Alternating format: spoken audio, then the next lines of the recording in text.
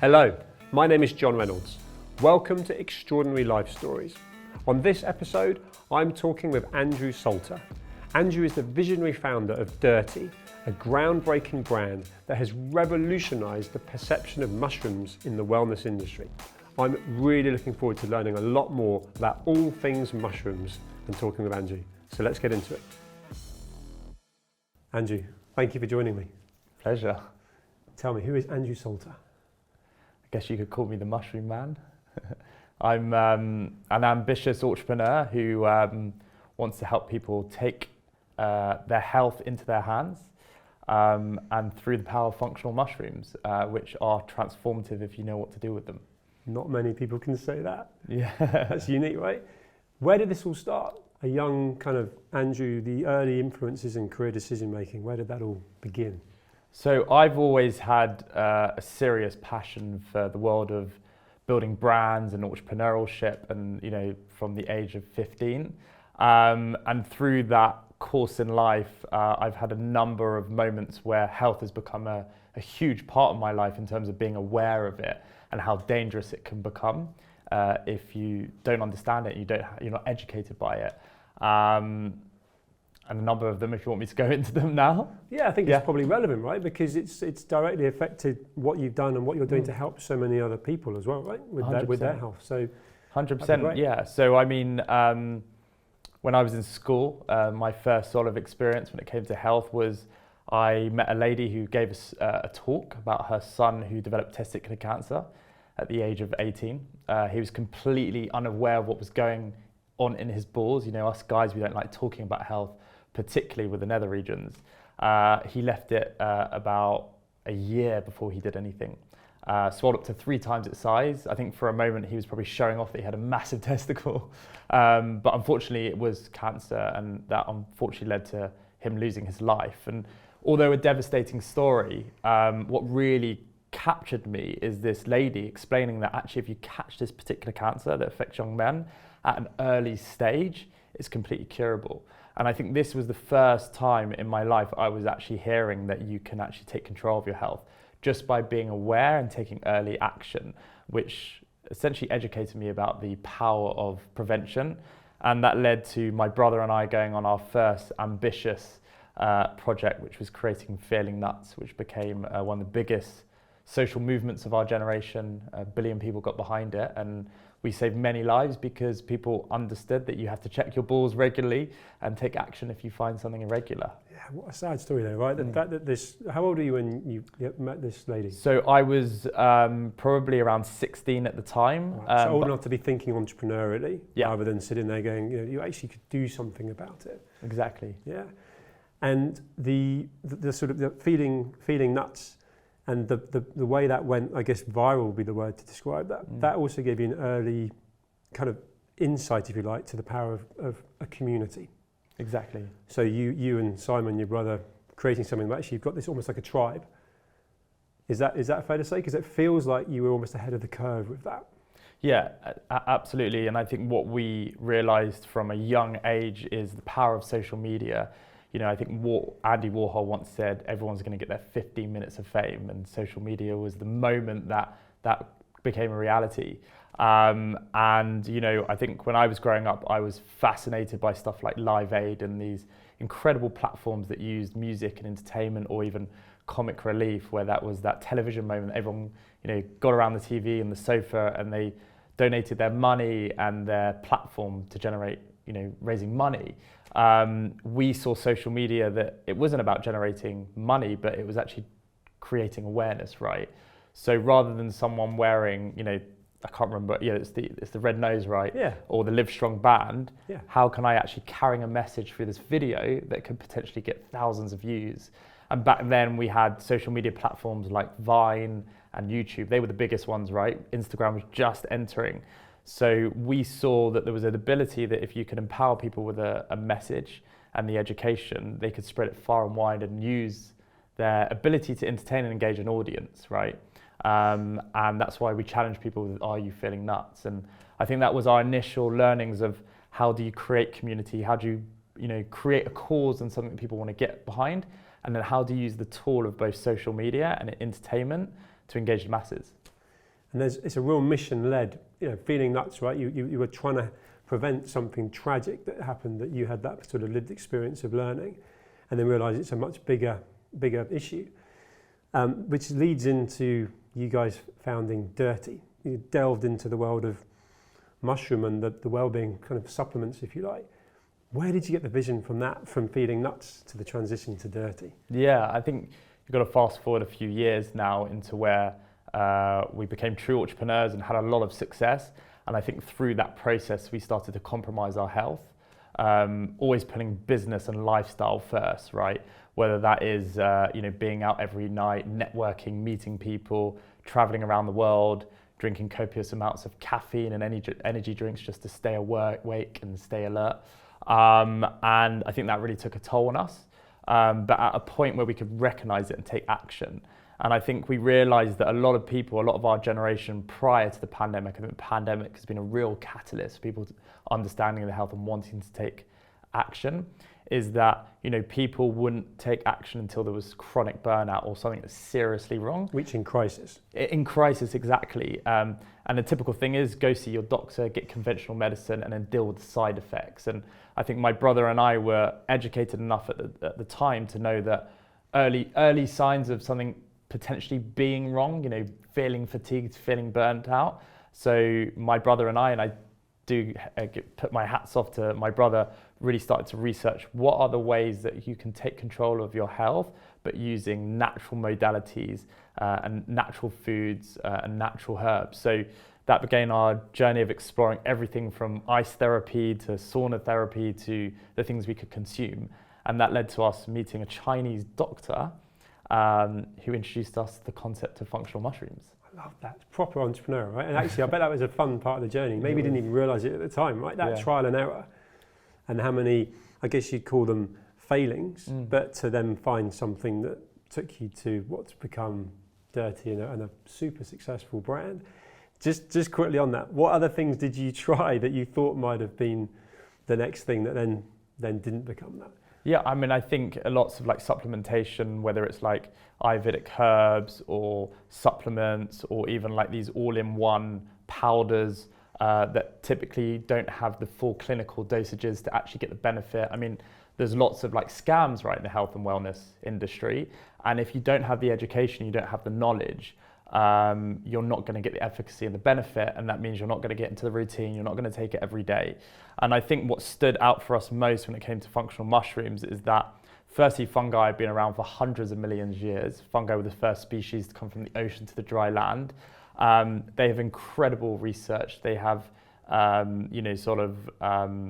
nutrient dense, right? They have more antioxidants than anything else on planet Earth. In terms of the science, it really does stack. And then when you know what's the right functional mushrooms, what's the right dosages, and what's the right brands after all, they're the ones serving it to the consumer, you start to realize the efficacy is mind-blowing. This is fascinating. Yeah. And was that like a massive light bulb moment for you and Simon when you've trialed all these different things and you've now just gone, wow? Was it literally and not only that, but you now know you can harness this because of your pedigree, track record and brand building?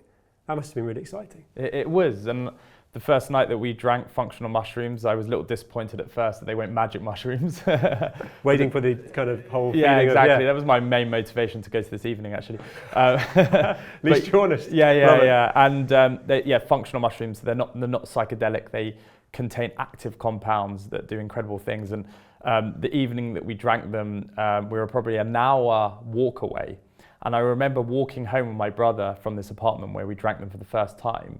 And after about 10 minutes in that walk, I said, wow, I've never felt this much presence in my life. We were having this conversation. I said, there's never been a moment in my life where I feel like I'm entirely present. I can hear everything you're saying. I'm taking it on board. I'm processing everything. And I feel so calm, but yet so engaged. And it was such an amazing effect on my mindset at a time where I was experiencing things like brain fog. I felt a nice release of energy that wasn't like stimulants that you get from caffeine. I felt energized, but not like, sort of wired, right? And, jitters and things like that. And I was like, is it these these mushrooms? Are you feeling the same? My brother was too. Was he feeling the same? Yeah, cool. Yeah. So then you've got that whole unanimous thing. My God, this isn't just me. This is consistent. Exactly. And over time we decided, let's give these things a go, and we drank them for weeks, which became months, and then suddenly we haven't looked back since, and that's 8 years. Oh, wow, so you're way ahead of your time. Yeah. But entrepreneurship's not easy. Yeah. And if you believe Instagram, and of course you put out the story of the success and so on.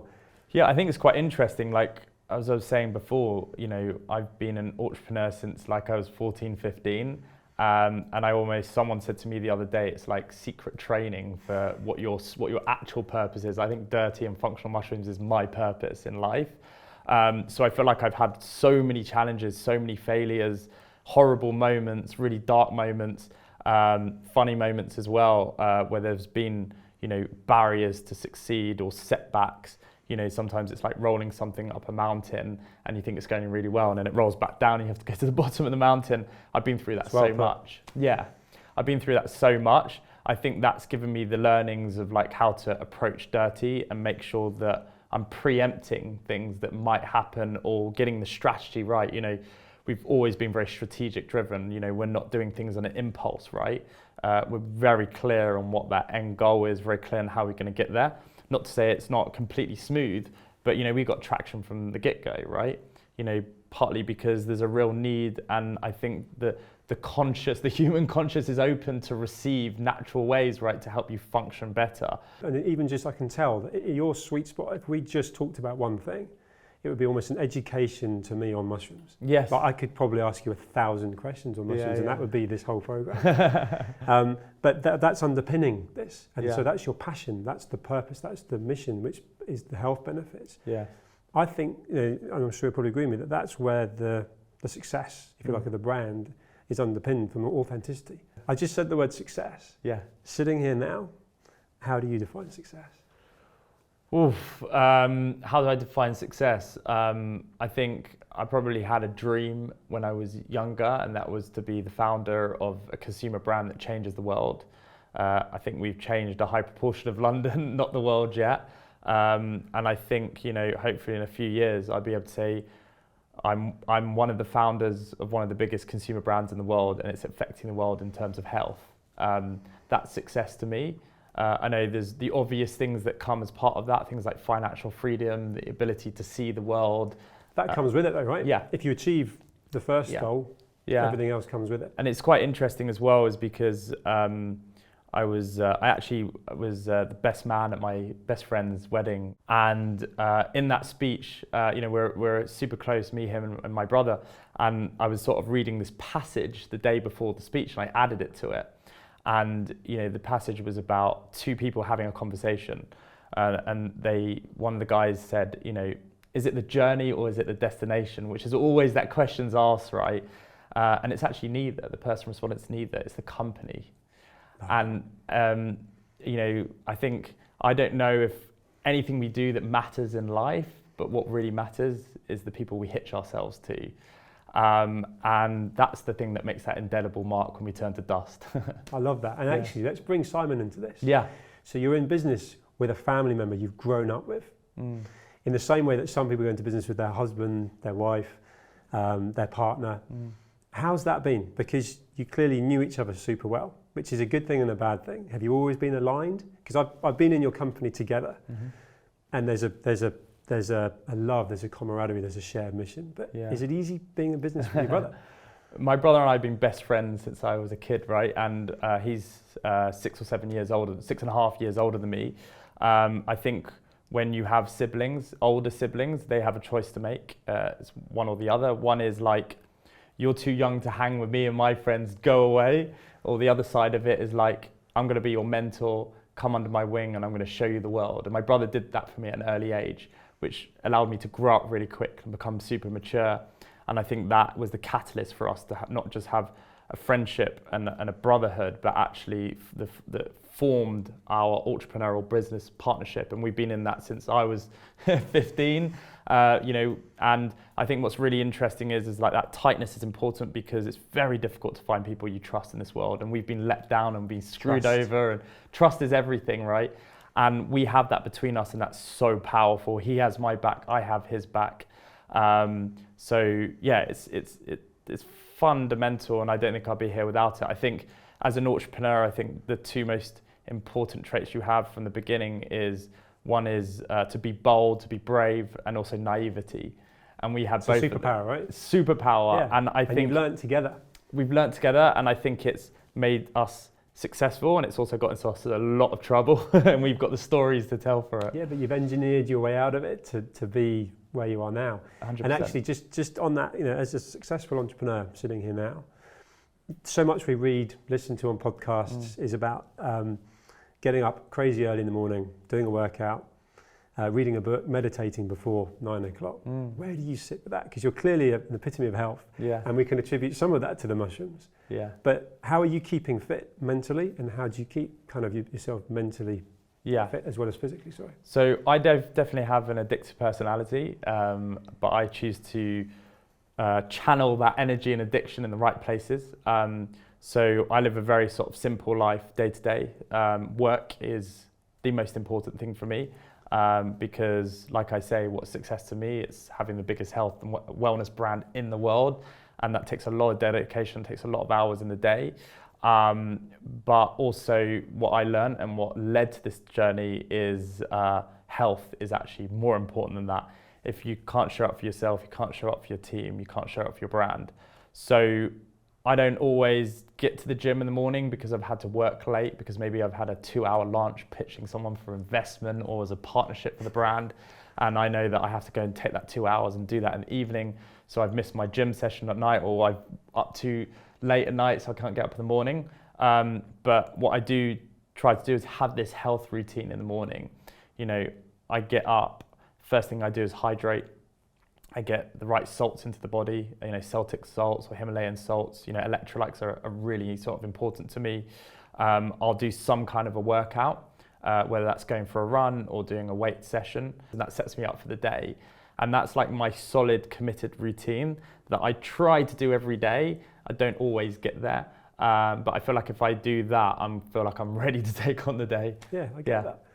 And if someone was watching or listening now and had aspirations to be a successful entrepreneur, what advice would you give me? Because you've got maturity and perspective now. So you've got all these war stories, and using the analogy, the ball that goes up and then it comes crashing down, you've got to start again. Yeah.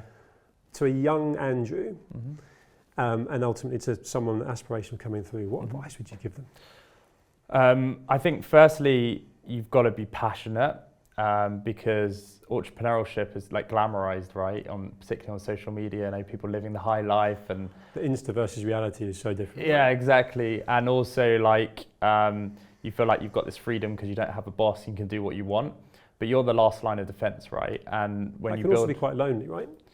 Not for me, because I've got my brother. I was just going to say that. But the entrepreneur doesn't always have that. I know many people, particularly when they're starting out and they're on their own, right? And that's scary when you're making these ambitious, bold moves. But passion's everything, because I'm not allowed to swear. It gets very hard, but I feel like I want to swear.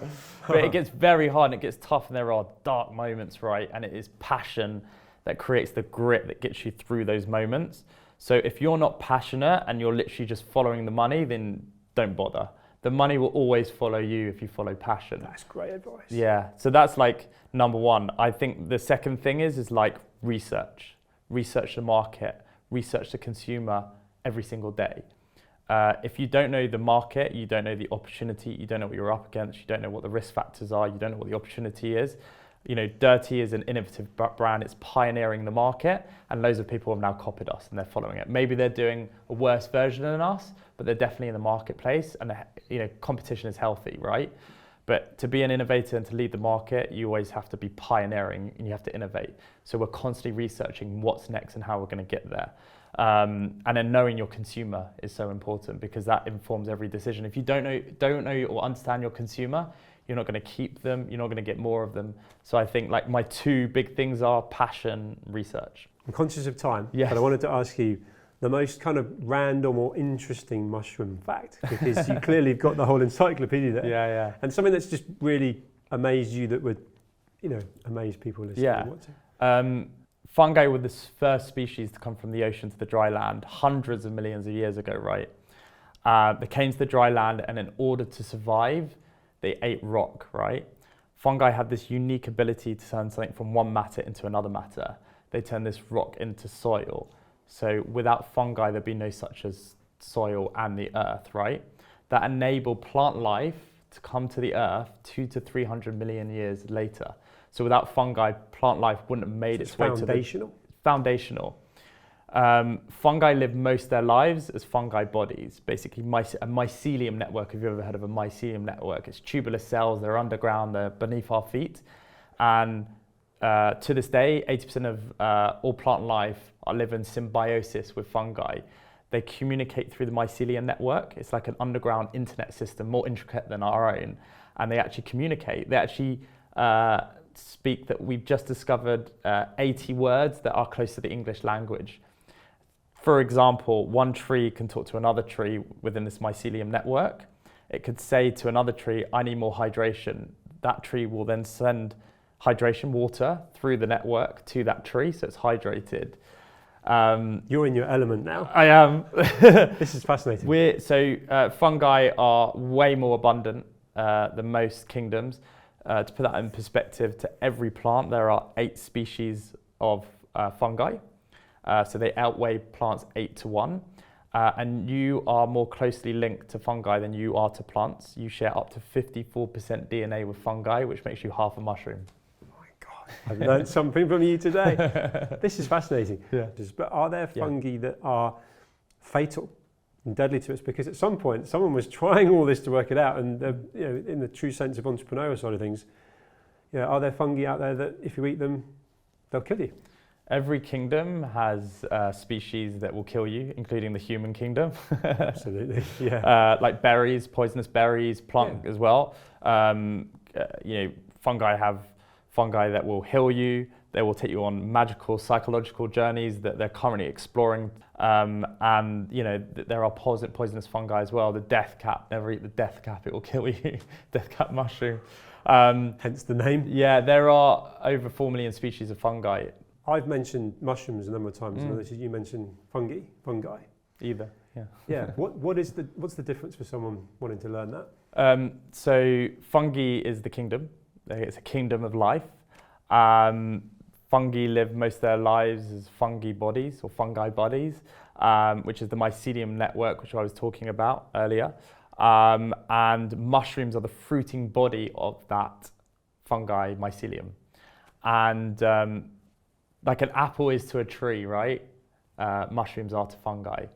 So they're the fruiting body, they're the bit that come out the ground. So mycelium is underground, mushrooms are above ground. They come up in mysterious shapes and sizes, and some of those are functional, right? They're the ones we deal with, which have these active compounds that when absorbed by the human body, they can help shape and change your health, body and mind. Amazing. Yeah. And sustainability is a huge and very relevant topic right now. And I follow your socials, right? Yeah. There's a really cool clip I remember where you tell the story of a mushroom that can turn plastic, and I think turns it into water.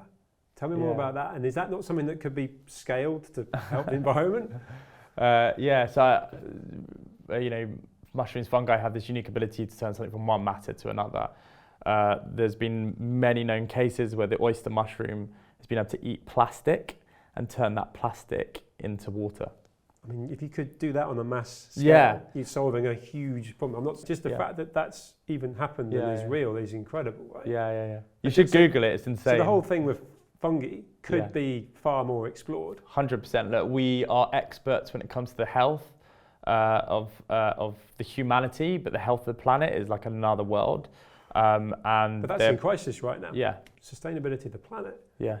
You plug that in, I mean, I guess you can only do so much as an entrepreneur, but your knowledge is phenomenal. You've also been really pioneering in the kind of the celebrity and influencer marketing, which you haven't covered at all.